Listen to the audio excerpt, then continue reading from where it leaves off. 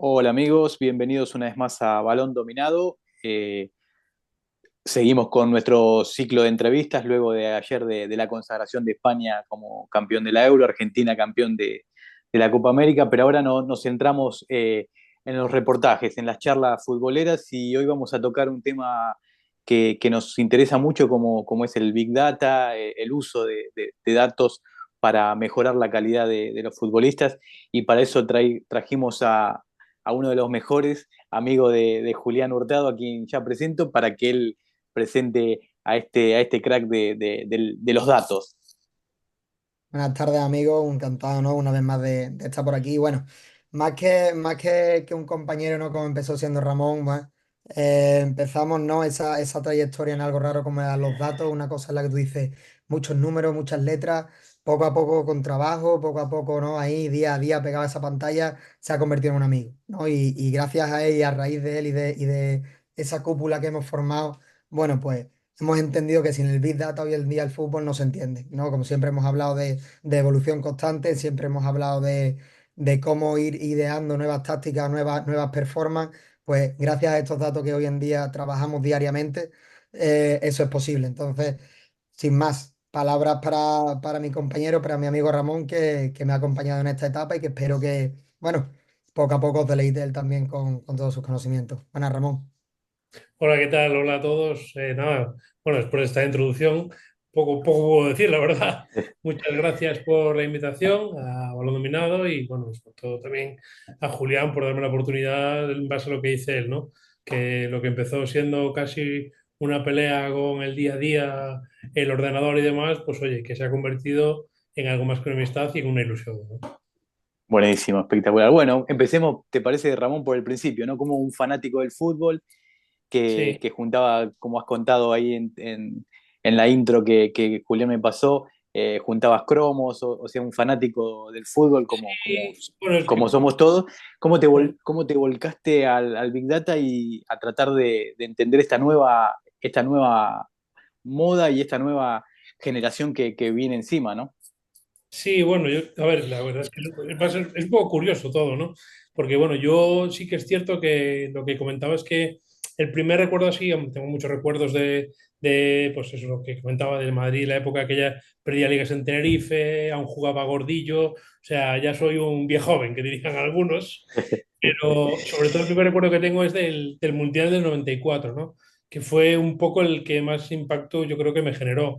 Porque además no fue gracias a mí, sino que fue gracias además a una amiga del colegio que su padre era súper fanático. Me acuerdo, me prestó un fichero que daba, había un periódico que daba como unos pequeños fascículos coleccionables donde te desgranaba un poco los equipos, ¿no? Y a mí me gustaba mucho, sobre todo, investigar a lo de fuera, porque decía, oye, me parece interesante los equipos de fuera, ver dónde vienen y sobre todo aquellos jugadores extranjeros que jugaban en la Liga Española. O sea, que llegamos que fue un poco el primer contacto, digamos, ¿no? A medida que fui creciendo y avanzando, siempre me interesó mucho el tema de jugadores españoles que jugaban fuera, pero sobre todo aquellos que jugaban en ligas raras, por tener un poco de continuidad, saber, oye, esta gente también se está buscando la vida, y bueno, y luego a nivel después académico, es verdad que hice una carrera de ingeniería, que me metí, digamos, empecé en el mundo de la obra y los proyectos. De repente empezamos a ver que había cosas importantes como era el tema del dato, de generar datos, tanto para la toma de decisiones, no solo a nivel incluso de la empresa, cuando hablamos de costes, de inversión, ingresos, etcétera, etcétera, sino luego también a nivel operativo, ¿no? Según las operaciones que se realizaban, cuáles eran las que eran más rentables, dónde teníamos que mejorar, cosas de este tipo, ¿no? Y por casi te diría no casualidad, pero como quien dice, a mí el mundo del fútbol siempre seguí manteniendo relación con él, siempre me gustó y de repente un día me encontré con que podía unir dos cosas que a mí me apasionaban, como era el fútbol y el tema de los datos, y me metí en una aventura que, claro, yo sabía el Big Data, pero claro, cuando me hablan del Big Data aplicado al scouting o aplicado al fútbol, digamos, para mí fue como decir, oye, o sea, realmente hay algo en lo que me puedo meter, que me apasiona y que puedo aprender y descubrir, ¿no? Y hombre, ha sido un proceso, bueno, como decía Julián en la introducción, ha sido un proceso, la verdad, increíble porque nos han abierto, pues, digamos, la cabeza a un montón de cosas nuevas, al otro fútbol que que poco a poco se va implantando en los diferentes equipos, ya no solo en la élite, sino ya en equipos de otras categorías que están buscando mejorar esa competitividad con respecto a sus rivales para poder lograr alcanzar, pues eso, o subir o cuotas más altas o cosas de este tipo, ¿no? No solo alrededor del balón, digamos, sino también alrededor de muchos otros aspectos, ¿no? Preparación física, tema de aficionados, etcétera, etcétera. Perfecto. Julián, Sí, dime, hijo. ¿le quieres hacer alguna pregunta? Pues mira, a lo largo, ¿no? de la trayectoria que llevamos en este canal, ¿no? Siempre he ido como, poco a poco he ido soltando más datos, ¿no? Siempre he ido que si esta selección viene con esta táctica, que si esta selección tiene este tipo de cuerpo técnico, que si... Me gustaría, ¿no? A raíz de toda esta aventura, ¿no? que hemos vivido, que cuánto de efectivo, ¿no? Que creo que eso es una pregunta que nos hemos hecho siempre desde que hemos empezado en esto, ¿no? ¿Cuánto de efectivo es ese Big Data hoy en día en el fútbol? Vale, eso es una buena pregunta y de hecho ya me la han hecho en algún del tema dentro del mundo profesional, gente que está acostumbrada a lo que es el fútbol clásico, el viejo fútbol, que no acaba de entender muy bien cómo esto te puede ayudar, ¿vale? Yo, por ejemplo, a la hora de ver determinados jugadores, yo sobre todo a este tipo de profesionales que son más del fútbol clásico, más del estilo clásico, yo lo que trato es un poco de que vean el dato con cariño, digamos, ¿no? No es, digamos, que yo te voy a decir que te voy a traer, vaya a seleccionar el crack para tu equipo, sino que yo te voy a ayudar a ti a que puedas seleccionar lo que es más conveniente para tu equipo. Es decir, a lo mejor llega un momento en el que a ti te gustan tres, cuatro jugadores. De todo el bruto que tenías, te quedas con tres delanteros, pongamos. Yo, claro, Sí. teniendo los datos, te puedo ayudar a tomar una decisión en el aspecto que tú consideres más importante del juego de tu equipo. Oye, me interesa un delantero que me regatee, pero que además me centre en el último tercio y que resulte que además que tenga una efectividad en los centros de tanto porcentaje. O pues temas de movilidad de jugadores, oye, cómo se desmarca, cuál es el que más se desmarca, cómo lo hace, dónde lo hace, etcétera, etcétera. Es decir, no viene a sustituir, digamos, a lo que es el scouting clásico, sino que lo que hace es que añade una herramienta más a ese profesional para la toma de decisiones, ¿no? Bueno, a ese profesional quiero decir, al final es entrenador, pero bueno, como sabéis, dentro de un club hay mucha gente que trabaja en este aspecto, al final hablamos de secretaría técnica, dirección deportiva, entrenador, etcétera, etcétera, ¿no? Y es un proceso que además te puede ayudar a abarcar un montón de perfiles y de datos de un montón de ligas diferentes y al final puede sacar, digamos, un informe relativo con tres, cuatro jugadores, que es lo que está buscando, ¿no? No sé si con Perfecto. esto respondo o... Sí, sí, sí. Genial. Y Ramón, bueno, en esta época de súper información, eh, me imagino que debes tener muchísima información de cada equipo o de cada situación en particular. ¿Qué método utilizas o cómo haces para diseccionar, ¿no? El método que realmente es útil del método del dato, perdón, del dato que es útil, del dato que realmente no te sirve, que es inútil. ¿Cómo trabajas esa fase? Vale. Vale. A ver, también hay que tenerlo en cuenta, ¿no? Lo principal, sobre todo, es que al final hay que ver los datos de que dispones. Es decir, si tú tienes un proveedor de datos, si no lo tienes, como te puedes imaginar, categorías élite, hay muchos proveedores, todo tipo de proveedores, proveedores que te pueden dar temas de desplazamientos físicos, aceleración de velocidades o incluso de pases de balón, de pases entre líneas, etcétera, etcétera. Pero, por ejemplo, a medida que bajas categorías, digamos, ¿vale? Ya vas teniendo menos proveedores de datos y ya tienes que ir a veces a un poco a cosas más concretas. O incluso ya hay categorías donde no tienes dato y ese dato primero te lo tienes que crear tú. O sea, tienes que te poner un poco de imaginación de el tema de cómo capto yo este dato que me interesa, cómo lo hago de la manera más eficiente posible para que me lleve el menor tiempo posible y además me sirva para que yo le pueda dar al entrenador lo que él está buscando, ¿no? A la hora de trabajar, yo si te soy sincero, digamos que depende un poco también del equipo con el que estés trabajando y en este caso, de la dirección deportiva con la que estés trabajando, ¿no?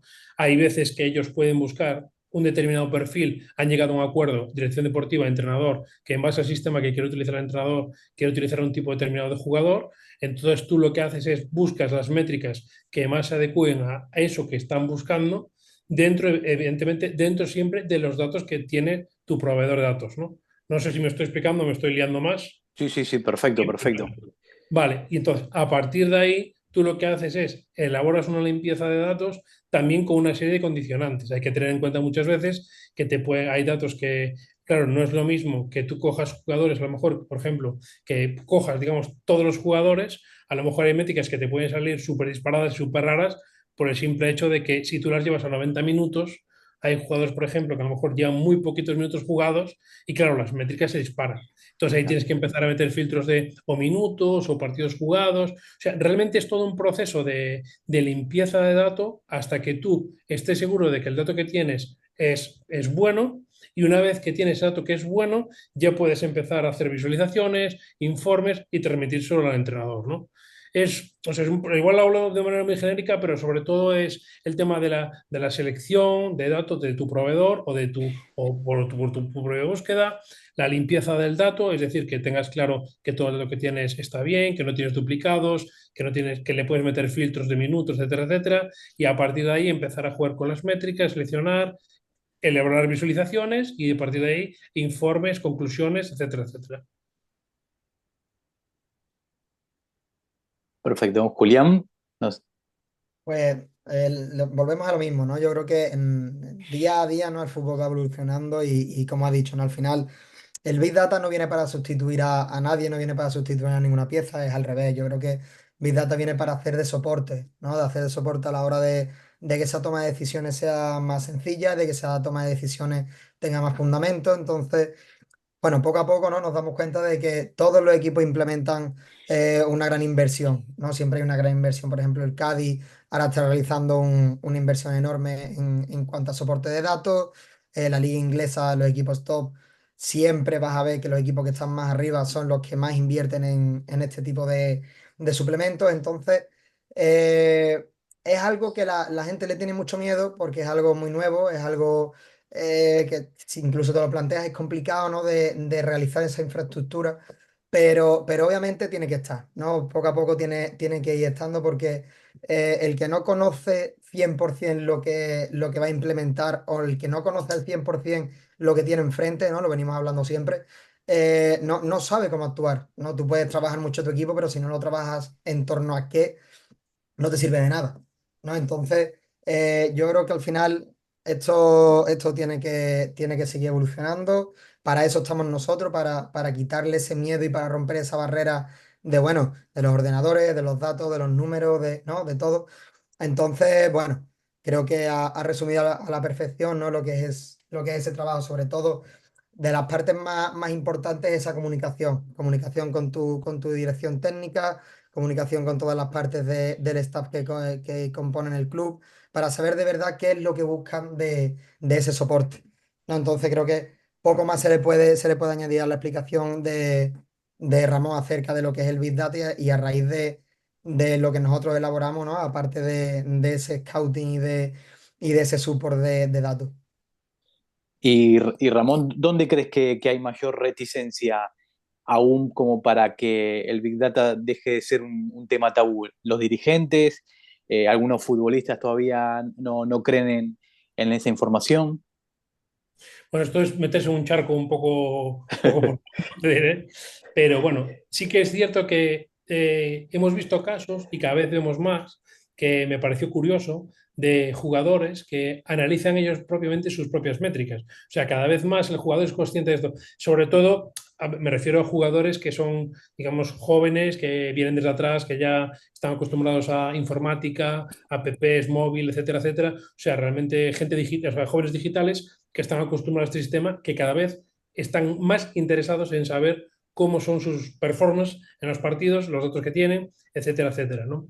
Sí que es verdad que digamos que lo que es el futbolista clásico, a lo mejor le cuesta un poco más el tema de lo que es entenderlo, comprenderlo, pero una vez lo analizas con él y se lo explicas, generalmente lo toman bastante, bastante bien, incluso lo consideran interesante, ¿no?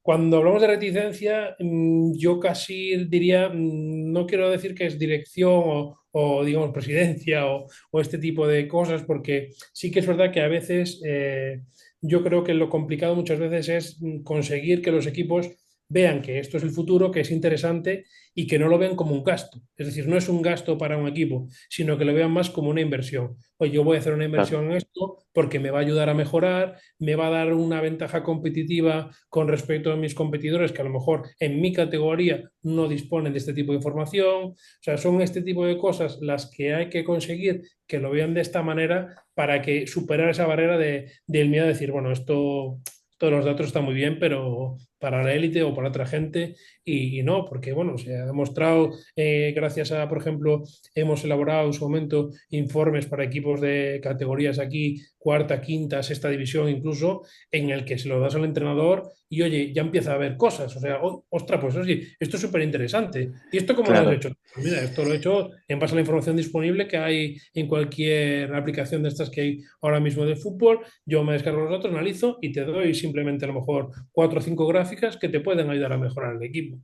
Y a partir de ahí muchas veces cuando empiezan a preguntar, a ver cómo, oye, ¿y esto cómo se puede implementar? La primera parte siempre es, oye, ¿y hay una manera gratuita de hacer esto?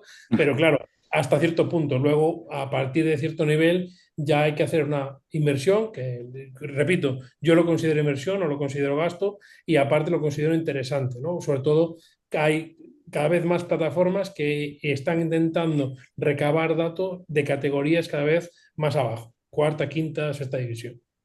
Claro, Perfecto. en este paradigma no nos encontramos con dos universos. Nos encontramos con el universo del fútbol semiprofesional, el fútbol amateur, y después nos encontramos con el fútbol profesional y la élite, ¿no? Entonces hay que saber distinguir el fundamento de implementarlo en los dos lados, ¿vale? Cuando hablamos sobre todo de fútbol amateur y de fútbol semiprofesional, nos encontramos con proveedores de datos totalmente gratuitos, totalmente libres, en los que yo a lo mejor solo te doy cuántos minutos juega cada futbolista del equipo contrario, las tarjetas que tiene, los goles que ha marcado, la posición. Y ahí lo que tú tienes que tratar de hacer ver a la persona a la que tú le estás transmitiendo esos datos es la utilidad. No es el yo te lo doy, tú haces lo que quieras. No, es yo te doy esto porque tú lo puedes utilizar para trabajar en torno a tu plantilla, trabajar en torno a tu planteamiento táctico, plantearlo en cuanto al macro, ¿no? De toda la temporada, hacer incluso segmentos de microciclos para esa plantilla. Y entonces eso es lo que tenemos que implementar, ¿no? En el fútbol amateur, en el fútbol semiprofesional, en el que los recursos económicos no son tan altos, incluso ese nivel de datos, ese nivel de fuente no es tan alto tampoco. Entonces, hacerle ver como de muy poco, si tú ese poco lo vas sumando jornada a jornada, año tras año, te crea una base de datos muy eficaz. Y después, si lo trasladamos al otro paradigma totalmente contrario, en el fútbol profesional, lo que hay que hacer es ver, ya tenemos ese dato, sabemos que es útil. ¿Cuánto cuesta, no como ha dicho Ramón, esa inversión? ¿Cuál es el problema? Que esa inversión, al igual que en su momento el videoanálisis, era una inversión arriesgada, ya que es algo nuevo. Siempre lo digo y lo dije desde el primer día. Lo nuevo no es malo, lo nuevo solo es diferente. No Claro. tiene por qué dar miedo. Entonces, ¿cuál es el problema? El mundo de los datos es muy caro. El mundo de los datos es muy complicado. Las plataformas cada vez se encarecen más, los datos cada vez están más cotizados, entonces obviamente oferta y demanda, eso va fluyendo. Entonces nos encontramos con esos dos casos.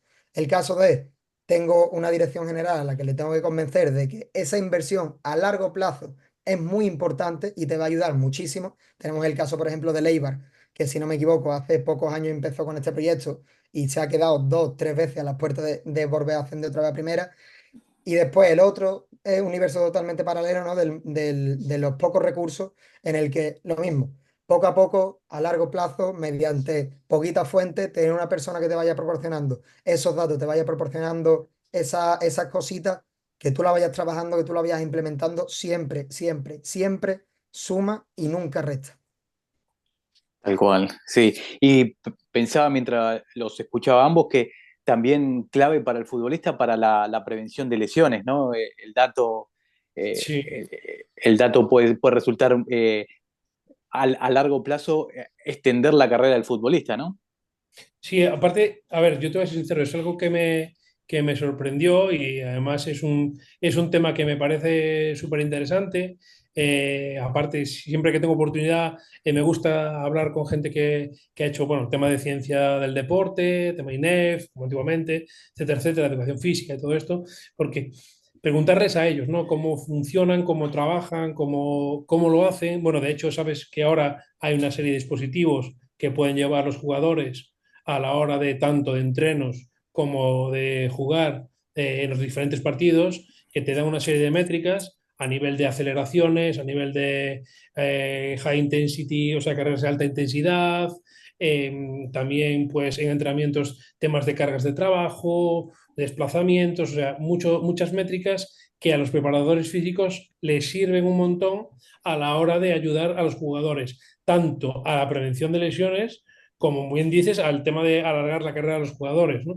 Y sobre todo, por ponerte un ejemplo, tuvimos la oportunidad de compartir una jornada con el equipo de Primera División, bueno, en Valencia, y hablando tanto con los preparadores físicos como con los analistas del primer equipo, o sea, llega un momento que ellos lo tienen tan desarrollado que ya gestionan a nivel de base de datos desde la cantera hasta el primer equipo, porque los propios jugadores, o sea, lo que es, van viendo cómo es la evolución de esos jugadores, ¿no? A nivel desde que empiezan hasta que pueden llegar sub-19, sub-23 o incluso debutar con el primer equipo. Y les permite hacerle muchos seguimientos de ver, sobre todo cuando están, oye, cuidado que este jugador ha estado con estos problemas, o a la hora incluso me sorprendió, por ejemplo, al tema de las recuperaciones, con el tema de la pisada, de analizar si, aunque se ha recuperado el mejillas del tobillo derecho, pero aún sigue pisando más de la pierna izquierda porque tiene miedo todavía. O sea, hay mucho dato ahí por investigar que a mí me parece un mundo también súper interesante. Qué bueno, Claro, al qué final bueno. es un mundo en el que siempre evoluciona, siempre tienes algo, ¿no? Aparte, en esa prevención de lesiones entramos también, por ejemplo, en el dato efectivo, ¿no? Tú tienes en un partido durante 90 minutos, un futbolista puede dar 30, 40, 50, 100 sprints, ¿no? Me lo invento.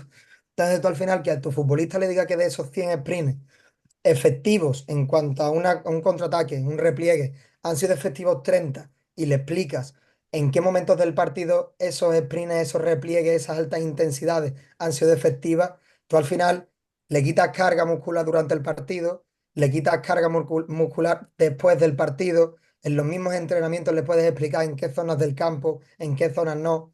Entonces, todo siempre tiene una finalidad. Por eso te hablaba antes de que hay que explicarle poco a poco a los cuerpos técnicos, a los entrenadores, a las direcciones generales, que este dato es efectivo y siempre suma, porque siempre se le puede sacar un contexto a una carrera, a una pisada, a cuánto tiempo tarda en llegar de un punto a otro. Todo eso es dato, todo eso es smart data, big data, da igual como lo quieras llamar, pero siempre es efectivo. Entonces, es una cosa, como dice Ramón, es una cosa que te choca, pero de lo apasionante y del gran mundo que es el siempre poder sacarle el contexto a ese dato, a ese número que tú tienes, a incluso, como él decía, ¿no? Los preparadores físicos del Valencia, establecer hasta ciertas alertas cuando un futbolista cumple un requisito de kilómetros en un entrenamiento, en el que tú a lo mejor le pones una distancia recorrida, incluso una velocidad a la que tiene que llegar en cierto entrenamiento.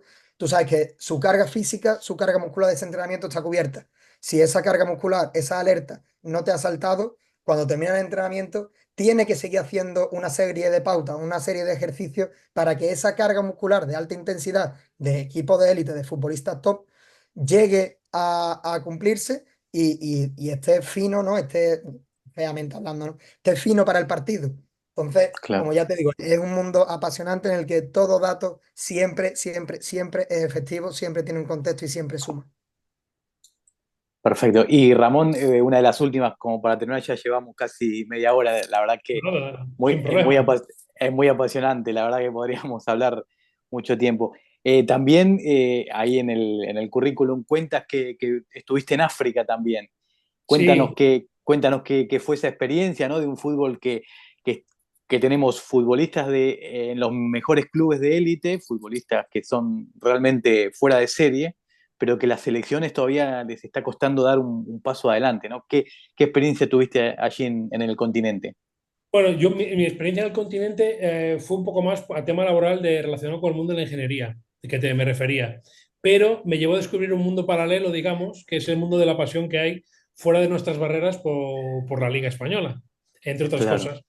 Entonces, lo que más me chocó, por ejemplo, fue que yo estuve durante una temporada en una zona que se llama El Ayun, que está en el sur de Marruecos, y allí lo que me sorprendió sobre todo es que muchas veces iba andando por lo que es la ciudad, por el centro de la ciudad, y las terrazas generalmente estaban llenas, y los veía toda la gente mirando la televisión, porque tiene una televisión fuera, y yo me acercaba y miraba, y me acuerdo que la primera vez que miré, me fijé, toda esta gente que está mirando, estaban viendo un partido de primera división del Levante Las Palmas.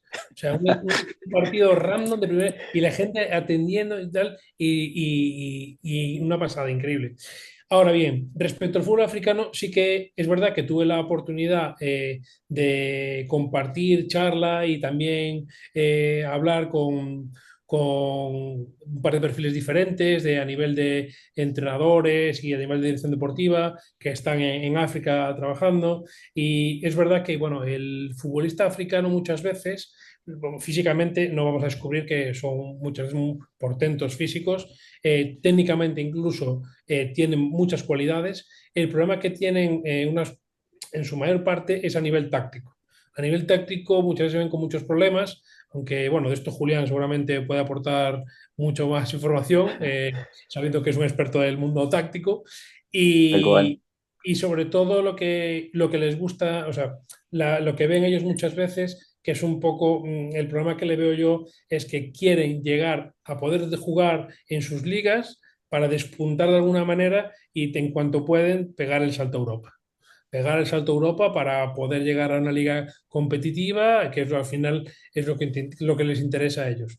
Ahora bien, también te puedes imaginar que es un poco diferente tema de infraestructuras que pueda haber allí en África con respecto a Europa o Sudamérica o otras partes del mundo, porque bueno, por ejemplo, de un país del sur de África, que puedo hablar con una persona que está allí, me contaba que es curioso porque que es otro mundo, que él va en un autobús, que a lo mejor tiene desplazamientos de 20 horas, que duermen en hoteles, ya te puedes imaginar de aquella manera, pero bueno, que él dice que eso también es parte de la experiencia, que está encantado viendo la experiencia y además que está involucrado con el equipo lo ve como algo positivo y que al final para él, digamos, hombre, y yo es que viviendo esto, creo que para mí, pero a nivel personal y a nivel laboral, es una experiencia, pero me va a ayudar a mí en el futuro, cuando esté en otro lado y diga, oye, o sea, de dónde vengo a dónde estoy ahora, claro, hay una evolución, ¿no?